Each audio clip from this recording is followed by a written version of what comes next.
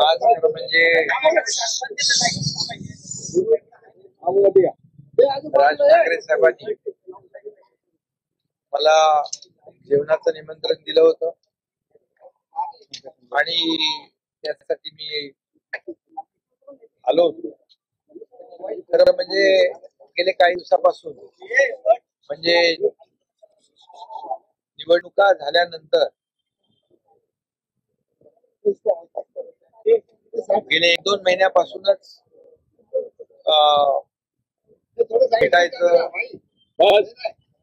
जेवायला या, एकत्र जेवूया आणि गप्पा मारूया अशा प्रकारचं आमचं सुरू होतं. आणि त्यामुळे मी आज आलो. सदिच्छा भेट होती आणि स्नेहभोजनही झालं, गप्पा गोष्टी झाल्या. बाळासाहेबांच्या अनेक आठवणींना उजाळाही दिला. बाळासाहेबांचे अनुभव,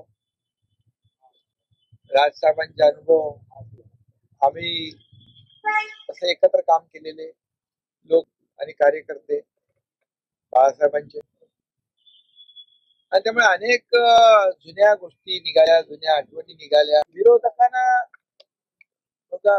चिंता करण्याचं काय कारण आहे? तसं बघायला गेलं तर राज ठाकरे आणि आम्ही काही असे लोकसभेमध्ये सोबत होते, ते मोदी साहेबांच्या सोबत होते. आणि तसं बघायला गेलं तर आमचे विचार मिळते आहेत.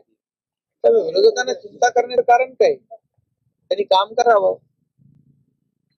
घरी बसून निवडणुका जिंकता येत नाही, त्याला काम करावं लागतं, फील्डवर उतरून काम करावं लागतं, लोकांमध्ये जाऊन काम करावं लागतं, लोकांशी संवाद साधावा लागतो, लोकांच्या अडचणी सोडवाव्या लागतात.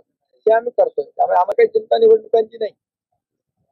काम करणाऱ्या माणसाला निवडणुकांची चिंता नसते. कधी निवडणुका लागल्या तरी सुद्धा आम्ही तयार आहोत.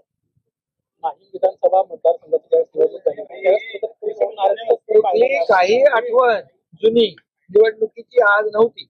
फक्त केवळ आणि केवळ बाळासाहेबांच्या आठवणी आणि शिवसेनेच्या आपल्या पक्षातल्या ज्या काही घडामोडी घडल्या त्याच्यावर गप्पा, दुसरं काही नाही.